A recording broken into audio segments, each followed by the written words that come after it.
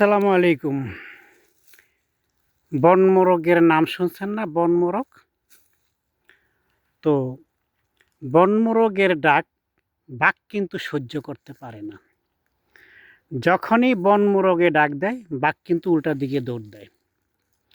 যদি বাঘ কোনো শিকার ধরেছে, মানে থাবা দিয়ে শিকার ধরেছে, জাস্ট ওই মুহূর্তেও যদি কোনো বনমোরগ গাছের মগডাল থেকে ডাক দেয়, বাঘ শিকার ছেড়ে দিয়ে উল্টো দিকে দৌড় দেয়।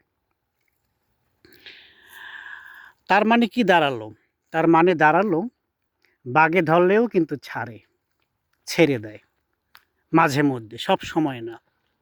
আবার আজরাইলে ধরলেও কিন্তু ছাইড়া দেয় কখনো কখনো।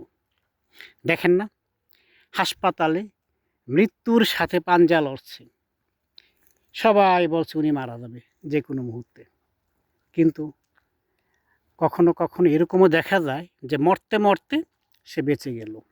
মানে আজরাইলও ধরলে মাঝে মাঝে ছেড়ে দেয়, মানে বাঘেও মাঝে মাঝে ছেড়ে দেয়, আজরাইলে ধরলেও ছেড়ে দেয়। কিন্তু জাতীয় পার্টির চেয়ারম্যান জিএম কাদের কাকু আপনাকে বলছি, বেশি কুতুর কুতুর কইরেন না, খুব বেশি লাফাইতাছেন, খুব বেশি ফাল পারতাছেন। বাঘে ধরলে ছাড়ে, আজরাইলে ধরলে ছাড়ে মাগার সাংবাদিক ইলিয়াস হোসেন যদি একবার থাবা দিয়া ধরে, ইলিয়াস ভাই কিন্তু ছাড়ে না। বুঝতে পারছেন?